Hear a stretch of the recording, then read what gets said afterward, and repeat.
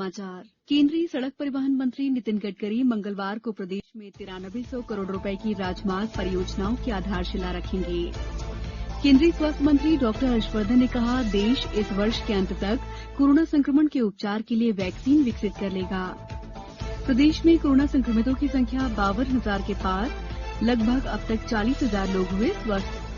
लगातार बारिश होने से नदियां उफान पर, मौसम विभाग ने कल दी 14 जिलों में भारी बारिश होने की चेतावनी। और हमारी विशेष श्रृंखला अच्छी खबर में आज सुनिए भिंड में बीहड़ को उपजाऊ बनाकर आत्मनिर्भर बन रहे किसान की कहानी। अब समाचार विस्तार से। केंद्रीय सड़क परिवहन राजमार्ग मंत्री नितिन गडकरी 25 अगस्त को प्रदेश में राजमार्ग परियोजनाओं की आधारशिला रखेंगे और साथ ही कुछ राजमार्ग का उद्घाटन भी करेंगे। एक आधिकारिक जानकारी के अनुसार प्रदेश में 35 राजमार्ग परियोजनाएं संचालित की जा रही हैं। इन परियोजनाओं में 9,400 करोड़ रुपए की लागत से 1,139 किलोमीटर सड़क मार्ग का निर्माण भी शामिल है। इससे प्रदेश में आर्थिक विकास को बढ़ावा मिलेगा। केंद्रीय स्वास्थ्य मंत्री डॉक्टर हर्षवर्धन ने कहा है कि देश इस साल के अंत तक कोरोना संक्रमण के उपचार के लिए वैक्सीन विकसित कर लेगा। उन्होंने बताया कि कोविड-19 के उपचार के लिए देश में बन रही 3 में से 1 वैक्सीन मानव परीक्षण के तीसरे दौर में पहुंच चुकी है। कोविड-19 पर राष्ट्रीय कार्यदल के प्रमुख डॉक्टर वीके पॉल ने कहा है कि तीसरे दौर में पहुंची वैक्सीन के परीक्षण के उत्साहजनक परिणाम मिले हैं। डॉक्टर पॉल ने कहा है कि अन्य 2 वैक्सीन फिलहाल चिकित्सकीय परीक्षण के पहले और दूसरे चरण में हैं। प्रदेश में कोरोना संक्रमितों की संख्या 52,000 से अधिक हो गई है। वहीं इनमें से अब तक 40,000 के करीब लोग ठीक हो चुके हैं। राजधानी भोपाल में संक्रमितों की संख्या बढ़कर 9,000 से अधिक हो गई है। इनमें से 7,500 के करीब लोग स्वस्थ हो चुके हैं। इंदौर में 194 नए मरीज मिलने से संक्रमितों का आंकड़ा 11,161 हो गया है। इनमें से 7,656 लोग स्वस्थ हो चुके हैं। धार जिले में आज 20, सीहोर जिले में 11, कटनी में 17, होशंगाबाद में 9, पन्ना जिले में 4, आगरमालवा में 6, शिवपुरी में 16 नए मरीज पॉजिटिव मिले हैं। राज्य और केंद्र शासित प्रदेश नौकरी के लिए उम्मीदवारों का चयन राष्ट्रीय चयन अभिकरण की संयुक्त पात्रता परीक्षा सीईटी के जरिए कर सकते हैं। केंद्रीय मंत्री डॉक्टर जितेंद्र सिंह ने कहा है कि सीईटी में प्राप्त अंक राज्य और केंद्र शासित प्रदेशों की भर्ती एजेंसियों के साथ साथ सार्वजनिक क्षेत्र के उपक्रमों और निजी क्षेत्र के साथ साझा किए जा सकते हैं। उन्होंने कहा है कि इससे उम्मीदवारों के चयन में राज्यों और केंद्र शासित प्रदेशों की भर्ती एजेंसियों के धन और समय की बचत होगी। साथ ही नौकरी की तलाश कर रहे युवाओं को भी आसानी होगी। गौरतलब है कि मध्यप्रदेश में पहले ही ये व्यवस्था लागू कर दी गई है। मुख्यमंत्री शिवराज सिंह चौहान ने हाल ही में कहा था कि प्रदेश की नौकरियों के लिए इसे आधार बनाया जाएगा। उपराष्ट्रपति एम वेंकैया नायडू ने महिला सशक्तिकरण के लिए राष्ट्रीय आंदोलन चलाने का आह्वान किया है। उन्होंने कहा है कि इस सबको सुनिश्चित करना चाहिए कि कोई भी बालिका स्कूल जाने से वंचित न रहे। श्री नायडू ने कहा कि बेटी बचाओ बेटी पढ़ाओ योजना का निसंदेह सकारात्मक प्रभाव पड़ा है।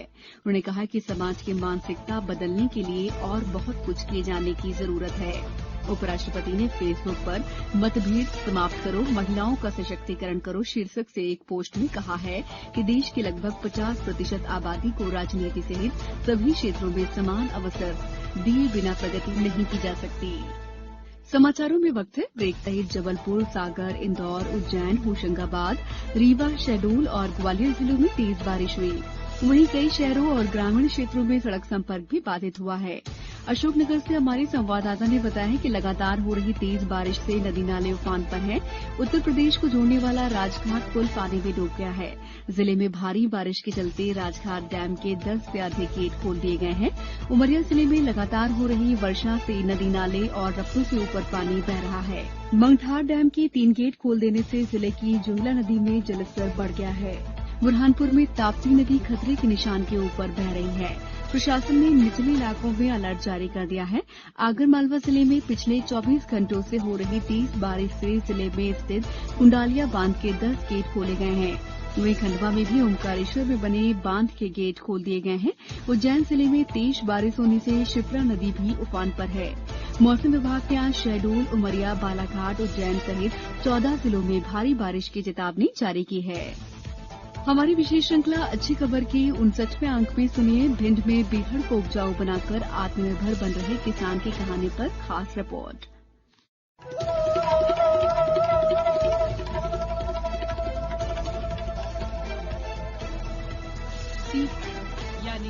ऊबड़ खाबड़ जमीन, जहां दूर दूर तक हरियाली का कोई नामो निशान नहीं होता। और चंबल के बीहड़ तो बरसों डकैतों की शरण खड़ी रहे, लेकिन अब यही बीहड़ आत्मनिर्भर भारत की कहानी गढ़ रहा है।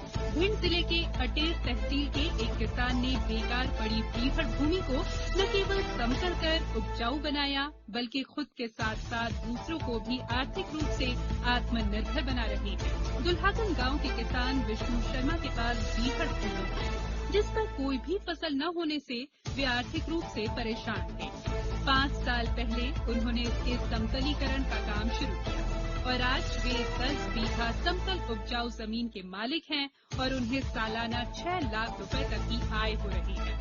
बीहड़ की जमीन खरीदने के बाद सबसे पहले मैंने उसको उपजाऊ बनाया और परंपरागत खेती के साथ साथ मैंने अपने पूरी खेती में सरसों, गेहूं, बाजरा, तिल, अरहर, मूंग की फसल के साथ साथ हमने बागवानी का प्रयोग किया। पहली साल में करीब 450 पेड़ अमरूद के, करीब 70,000 रुपए का अमरूद या लोकल भिंड और आसपास के मार्केट में सेल किया और साथ ही कुछ पपीते के भी पेड़ लगाए थे, उनसे भी काफी अच्छा मुनाफा मिला है।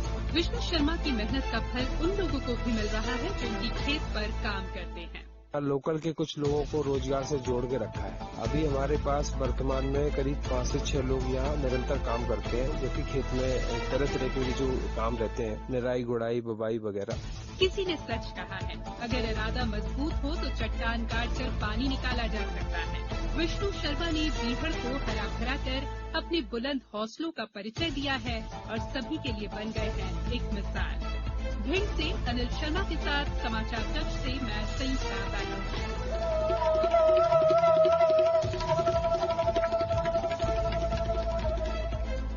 अच्छी खबर की हमारी विशेष श्रृंखला में आपने सुनी भिंड में बीहड़ को उपजाऊ बनाकर आत्मनिर्भर बन रहे किसान की कहानी।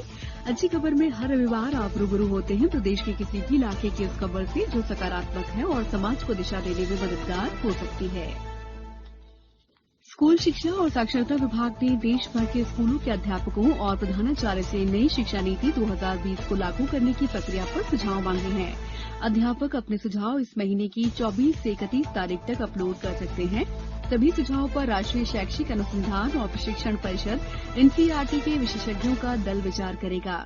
केंद्रीय शिक्षा मंत्री रमेश पोखरियाल निशंक ने बताया है कि नई राष्ट्रीय शिक्षा नीति को लागू करने में शिक्षकों की भूमिका सबसे महत्वपूर्ण है। अब कुछ समाचार संक्षेप में। स्वास्थ्य मंत्री प्रभुराम चौधरी की रिपोर्ट कोरोना पॉजिटिव आई है। एक ट्वीट के जरिए उन्होंने ये जानकारी दी। श्री चौधरी संक्रमित होने वाले प्रदेश के 7वें मंत्री हैं। टीकमगढ़ जिले के खरगापुर में एक ही परिवार के 5 सदस्यों की संदिग्ध परिस्थितियों में मौत हो गई है। पुलिस मामले की पड़ताल कर रही है। आज से पर्युषण पर्व शुरू हुआ। इस अवसर पर जैन मंदिरों को सजाया गया है।